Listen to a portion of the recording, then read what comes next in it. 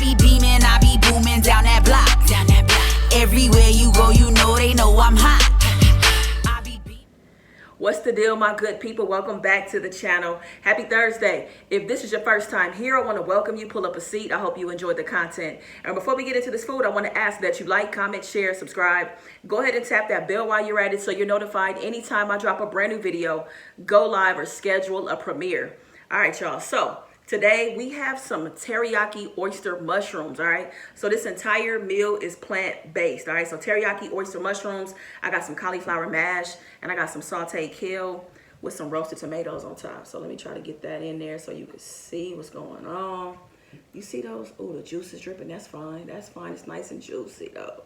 Y'all see that? That's my oyster mushrooms. And let me bring the kale to you with the roasted tomatoes. So that's what we having today, y'all. I'm excited. If this is your first time here, I am in the middle of a 21-day plant-based challenge. And, you know, I got to get in the kitchen and cook, and I'm good with that. This looks so good. It smells so good, too. So I'm excited about this first bite, y'all. I really am. Oh, look at that. You can't look at that. It's a nice little substitute. Okay.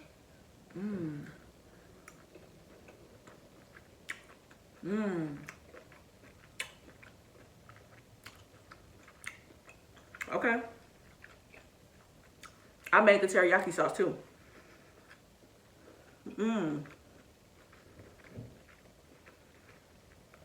Woo. Okay. Okay. Listen, this is good. We got some cauliflower mash.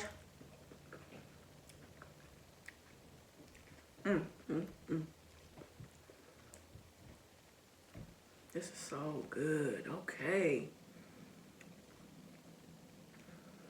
Give y'all a bite of that. For those that like greens, gotta eat your greens.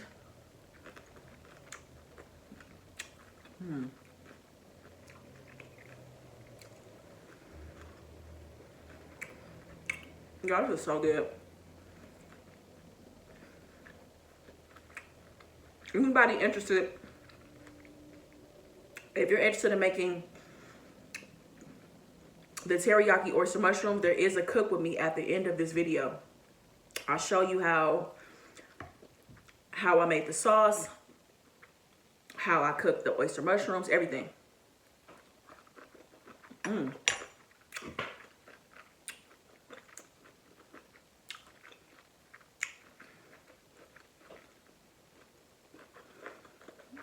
Y'all, this all right with me. The flavor, the texture. I know a lot of people don't like mushrooms, but it's a really good substitute for me because of the meatiness and the way you prepare it. It's so versatile. There's so many mushrooms, like, And if you're having a hard time finding oyster mushrooms, I got these at Sprouts, but I hear that you can also find them at Asian markets. So you may want to try there too.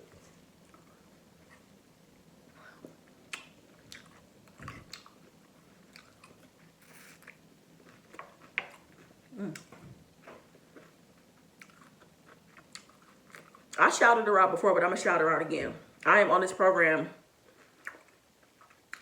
at Pretty Pumped Fitness, which is owned by Rashida. She got me out here doing right, y'all. She got me out here turning over a brand new leaf. So thank you, Rashida. We had a Zoom call last night that was so dope. We had a Zoom call just talking, you know. I heard just being available and sharing information and clarifying things, and I don't know. Somebody really being available to you and supporting you through something that's new to you is everything. So I'm going to drop her information again. If you're interested in a challenge, you want to look around, you want to see what it's about, check her out, okay? This food is so good. So good, y'all. So I am going to be starting a story time series. It is going to be about my high school basketball life. You know, it's going to include some rivalry, a little love interest is going to be in there, some setbacks are going to be in there. So I'm going to go ahead and get started on the first part of that today. All right, so let me get like 1 or 2 more bites, and then we can go ahead and get started.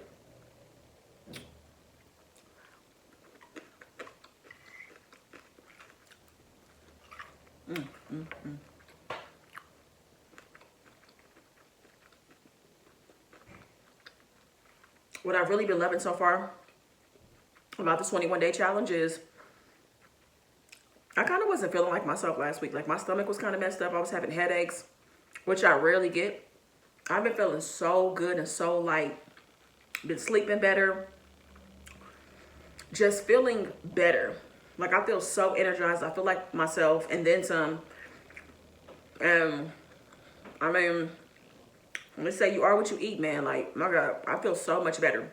This is the pick-me-up that I needed, and it was right on time. So, I feel really good. I feel real good. And it just feels good not to be bloated. Like, so much food makes me bloated. You know what I'm saying?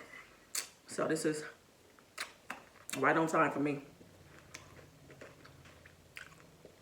All right. So, let me go ahead and get started with the story time real quick, y'all. Okay, so I was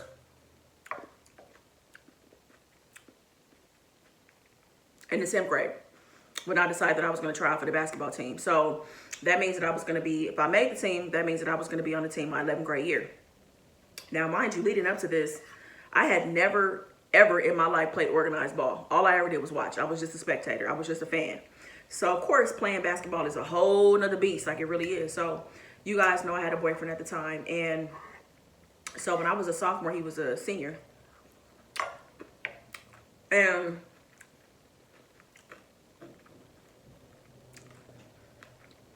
we would spend a lot of time together with him, you know, showing me how to play ball.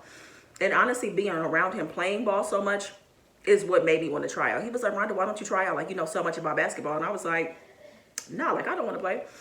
He was like, no, I think you should do it. You know what I'm saying? So I remember I would go to his house after school, spend extra time there, and we would play. You know, we would play defense, and he would not take it easy on me.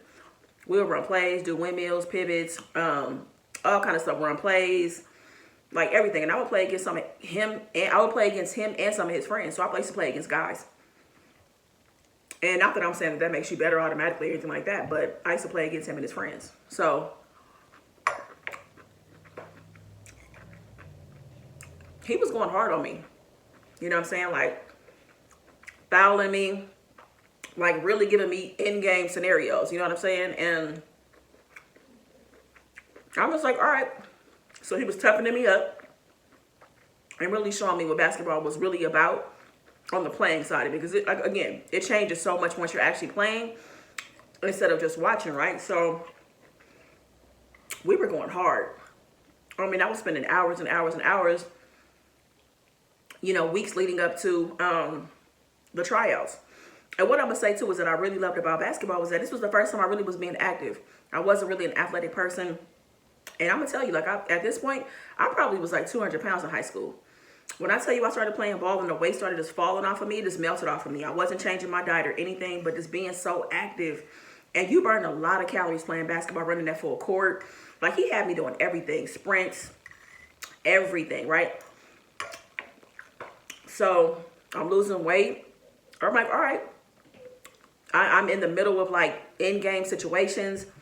I'm running plays. I'm doing all kind of stuff. So I'm like, all right, cool. So I'm ready for this tryout. Like, I felt super confident about it. So tryout time comes. And it was quite a few girls there. And I want to say it was like maybe 1 or 2 slots available on the varsity team. And then there was like a ton of slots on the JV team. So, of course, I'm aiming for varsity. You know, that's my goal. But I'm like, you know, wherever I land is wherever I land. You know what I'm saying? I'm just happy that I'm at least doing it. So, of course, we do all kind of drills. We shooting, free throws. You know, we're doing one-on-ones. We're doing all kind of stuff, right? Trying to show our skill level. So, you got the coaches out there watching us. I'm not really nervous. Surprisingly, I am not nervous. So, I do my thing. I let him know how it was. You know, how I think I did. And you know, he's proud of me. My parents are proud of me or whatever, right? Now, let me also say this, but even though I had a boyfriend, I knew that I had an interest in women, okay? And I, in my heart of all hearts, believe that I started this relationship with Damien. That's his name. Or the name that I gave him anyways. I believe I started the relationship with Damien to make myself look straight, to be honest with you. You know, I mean, he was a good guy, good looking guy or whatever, but was I really into guys like that? In my heart of all hearts, no, I was not. Now, let me tell you this, is that as I'm pursuing basketball, I'm thinking like, dang, I hope I don't get outed, because in my mind, basketball was the one sport that had a gang of lesbian women in it. That was just kind of like how it looked. When I would watch college basketball, watching the girls play, everybody looked like a lesbian to me. And you could tell that, you could say I was being judgmental or whatever you want to call it, but I was like, dang, the whole team looked gay. You know what I'm saying? So I didn't want people to think that I was gay because I played basketball. So I kind of had my reservations about it, you know, but I still went for it though, you know, because I'm like, nah, I got a boyfriend. Nah, I'm gonna be cool and be all right, whatever. So I'm gonna say it took about 2 or 3 days for them to, you know, post the outcome, you know, who made the team and who didn't. And them 2 or 3 days, I was so anxious, and I was just super anxious and on the edge of my seat. You know, I couldn't really sleep. Because again, putting myself out there for something that I had never really done before was a lot. So finally, they post who made it. And y'all, you would not believe that I actually made it to the varsity team. I was like, what? When I tell you I was so hyped because I could not believe that I actually made it to the team. I mean, I know I probably would have made it to JV, but varsity, that was a big deal. So I made it. He's excited for me. The girls on the team are excited for me. And I'm like, wow, okay, so here we go. Tryouts were pretty close to like the end of the year. And I remember that, like, we were like, you know, gearing up for summer league. And the summer league, the whole team was there, but it was really about letting some JV players, you know, play. They got bumped up to varsity during the summer league, and allowing new players like myself to play, you know what I'm saying, and like get acclimated to, you know, the systems that were in place for offense, for defense, and just learning. And let me tell you something, y'all, I was a mess out there on that court. I'm not gonna lie to you. All that practicing I was doing, I don't know what happened to it. Out the window. I was traveling all over the place, throwing the ball out of bounds. Couldn't shoot for nothing. Okay, couldn't find the hoop to save my life. So I'm like, what's up, Rhonda? Like, I could not get this together. I don't know if it was my nerves or what. So I was out there looking a hot mess during summer. And I'm gonna tell you, the one thing that kind of helped me through was that, you know, our more seasoned and senior players were so supportive. I mean, completely supportive, patient with us, rooting for us, spending time outside of practice and summer league to like work on plays, give us tips. And that's how leadership is, you know what I'm saying? That's how like a true leader performs, you know what I mean? So I felt that I was going to eventually come around and get it together. And I don't even know that I was necessarily embarrassed at the time in summer league, but I'm going to tell you, I was a hot mess out there. You know, I was kind of like second guessing, like, should I continue even playing? And I remember, you know, one of the captains came to me and was like, Rhonda, like, you got this. She gave me a pep talk and really was just talking me through things and telling me to be patient with myself because I had never played ball before. She was like, Rhonda, it's going to take time. And that's what summer is for you to, you know what I'm saying, get adjusted. Be patient with yourself. Don't beat yourself up. And I'll never forget that. You know what I'm saying? Like, I will never, ever forget that. That's what helped me through summer league. You know what I'm saying? I got better. You know what I mean? And I realized for me that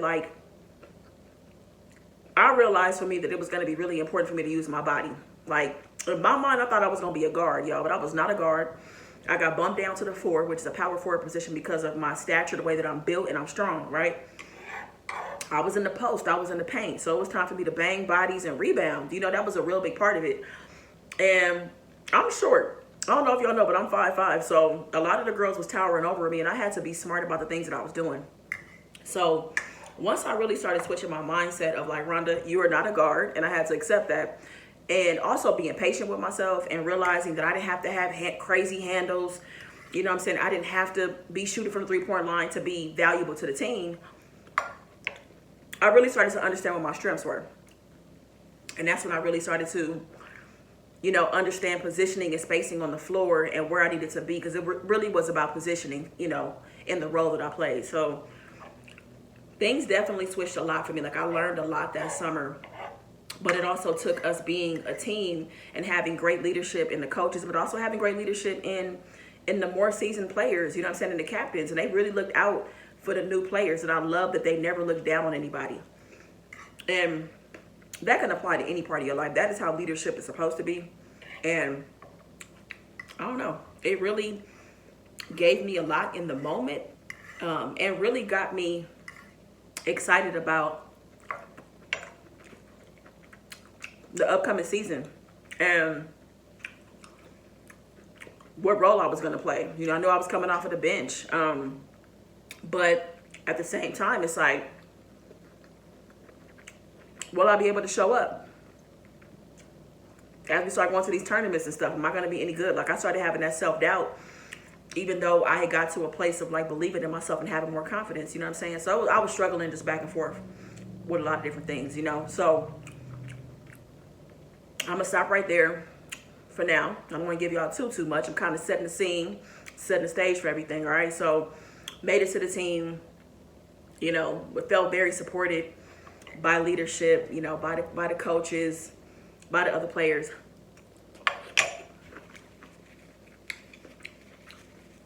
But on part 2, I will be able to talk about a setback that I have. And I think the love interest part might even come in on the second part too. So either way, hope y'all enjoyed the introduction to this particular part of the story time. The cooking video is about to start. These oyster mushrooms, I was really over here just taking my time, but I might as well go ahead and get this last bite in.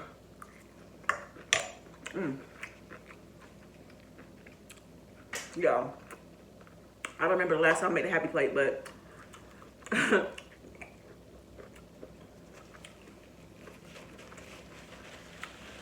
if you want to see how I made these mushrooms, it's about to start now.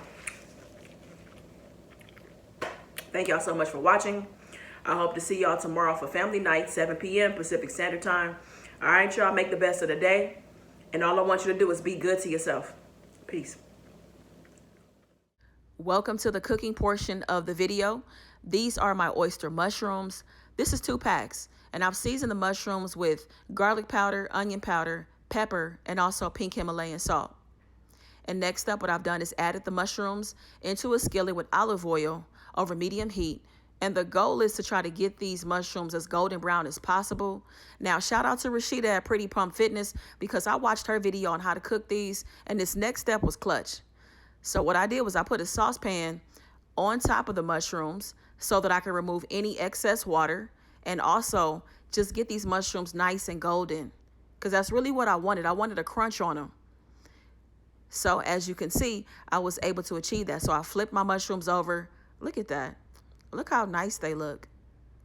Isn't that beautiful? So you can see the crunch. You see the golden brown.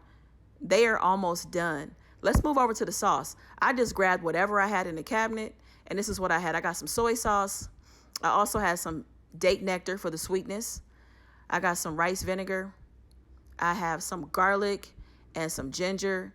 Now I'm going to take these and throw them in a bowl. Now, y'all, I don't have the measurements. Everything was to taste. I wanted mine on the sweeter end, so of course I added, you know, more date nectar as needed.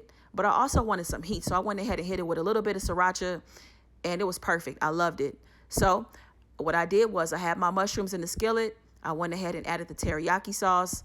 I'm letting this cook down, letting the flavors, you know, get used to one another, letting them marry a little bit. This is medium heat, and I'm going to say I did this for about maybe 2 to 3 minutes. And then what I did was I turned the heat off because I wanted the mushrooms to settle down and just sit in the sauce for a little bit. And the sauce kind of thickened up a little bit for me. So I want to show you what that looks like. So you can see that it's thickened up, but also the sauce has really stuck to the mushrooms nicely. And voila, I went ahead and plated my food. I got my cauliflower mash, I got my oyster mushrooms, and I got some sauteed kale with some roasted tomatoes. This meal was delicious, flavorful, and I wasn't full or bloated afterwards. If you try it, I hope that you love it as much as I did. I be beaming, I be booming down that block. Everywhere you go, you know they know I'm hot.